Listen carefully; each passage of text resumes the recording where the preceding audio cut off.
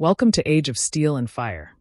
In today's world, where technology is no longer just a tool but the foundation of everything, from daily life to national security, there exists a group of elements that seem obscure, yet hold immense power: rare earths. They don't sparkle like diamonds, aren't valued like gold, and are barely known to the public. Yet these elements are the silent heartbeat of modern innovation. From the smartphone in your hand, the electric car you drive, to offshore wind turbines, orbiting satellites, and precision-guided weapons, all rely on rare earths. Rare earths aren't just raw materials.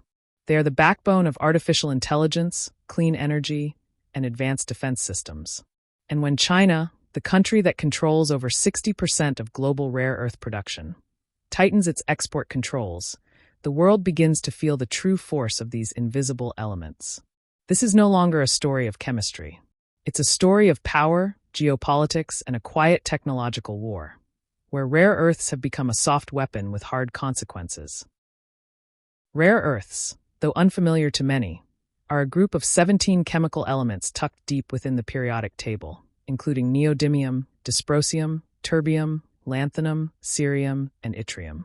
They're not precious metals in the traditional sense, but they possess extraordinary physical and electronic properties: strong magnetism, high heat resistance, and stable conductivity.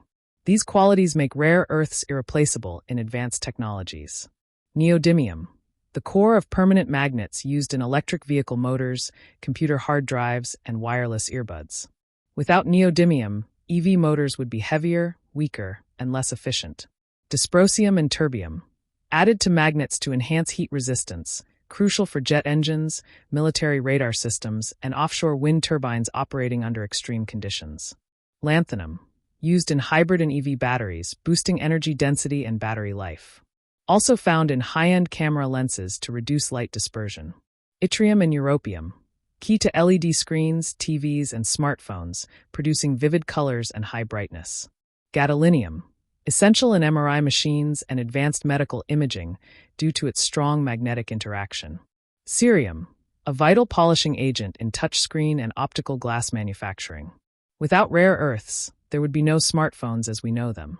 No electric vehicles, no AI, no satellites, and no modern missile defense systems. They are the silent backbone of the 21st century, unseen, but utterly indispensable.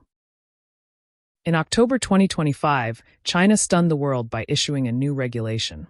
Any product containing more than 0.1% of Chinese origin rare earths, whether components, semi-finished goods, or final products, must obtain export approval. This isn't just a technical or trade management measure. It's a clear political counterstrike, launched after the U.S. expanded its export bans on advanced chips and aerospace software to China. Amid intensifying tech rivalry, rare earths have become Beijing's strategic card to retaliate against Washington. China doesn't need to impose tariffs, block ports, or threaten military action. It simply tightens one small link in the supply chain, and the entire global tech ecosystem begins to tremble. Imagine this: an electric vehicle can't run without neodymium-based permanent magnets. An AI chip can't function without yttrium and europium in its fabrication. A missile defense radar loses its heat resistance without dysprosium. And when China, controlling over 60% of global rare earth output and nearly monopolizing refining technology, decides to restrict supply, it's not just tech companies that scramble. Entire Western governments are forced to rethink their industrial strategies. Rare earths, once silent elements buried in the periodic table, have now become a soft weapon. Silent, yet powerful enough to paralyze global tech supply chains. A new form of power is emerging, not in armies or missiles, but in the atomic structure of neodymium, terbium, and lanthanum.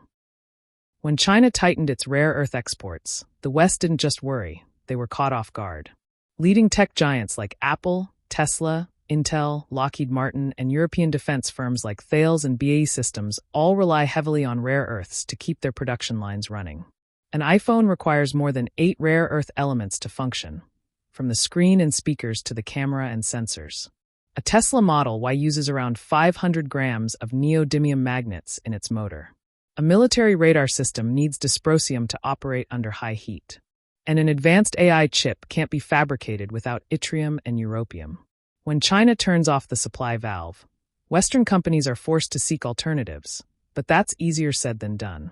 Mining rare earths is expensive, and refining them requires highly specialized technology that China nearly monopolizes. The U.S. government responded swiftly. President Donald Trump announced plans to boost domestic mining and form a rare earth alliance with countries like Australia, Canada, and Vietnam. The EU is pushing its raw materials strategy to reduce dependency on China. Japan, having experienced a rare earth cutoff from China in 2010, is more cautious than ever. Yet building an alternative supply chain won't happen overnight. Meanwhile, China still holds the keys to the game. And the Western world, despite its wealth and technological prowess, is facing a harsh truth.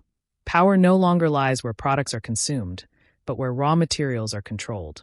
But the impact doesn't stop with major tech companies. Businesses across sectors such as automotive manufacturing, aerospace, healthcare, and even high-tech agriculture, industries that rely on equipment and machinery containing rare earth components, are also feeling the ripple effects. As the cost of these input devices skyrockets due to supply shortages, their production expenses are climbing in tandem. For instance, a medical equipment manufacturer in Germany may not directly import rare earths, but it depends on laser cutters, sensors, or automated robots, all of which contain components made with neodymium, terbium, or lanthanum. When the prices of these components rise, the entire value chain is affected, from the manufacturer to the end consumer. While Western powers scramble to find alternative rare earth sources, Vietnam, a Southeast Asian nation with unique geology, holds an untapped treasure. According to the U.S. Geological Survey, USGS, Vietnam possesses the world's second-largest rare earth reserves, just behind China. Major deposits are located in Lai Chau, Lao Cai, Yen Bai, and Dak Nong, with potential reserves in the millions of tons. However, actual production remains modest due to limited refining technology, capital constraints, and environmental concerns.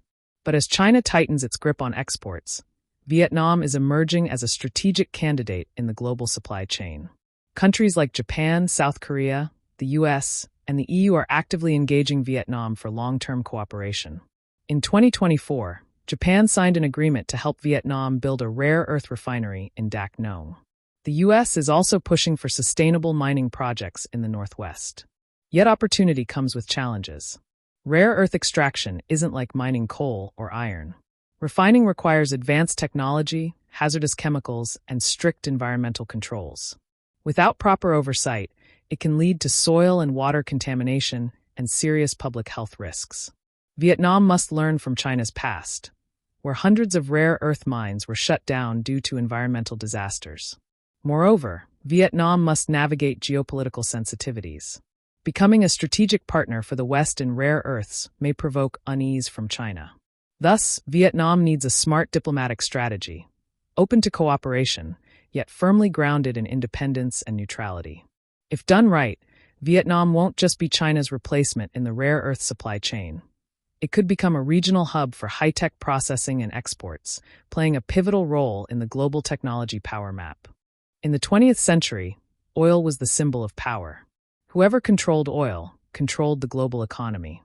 But in the 21st century, a new form of energy is quietly redrawing the world's power map: rare earths. Not as loud as war, not as flashy as nuclear weapons, rare earths are a soft weapon, with the power to paralyze entire industries. A single decision from Beijing can halt factories in California, Munich, or Tokyo. A rare earth deposit in northwest Vietnam could become a strategic focal point for the entire world. We are living in an era where power no longer lies where products are consumed, but where raw materials are controlled. And in the global tech race, rare earths are not just resources, they are political leverage, bargaining chips, and trump cards on the geopolitical chessboard. The question is, can Vietnam seize this opportunity to rise as a strategic hub, growing its economy while safeguarding sovereignty and the environment? Or will we remain a raw material supplier, dependent on foreign technology? The future is still being written, and every rare earth atom, no matter how small, is helping shape a new world order.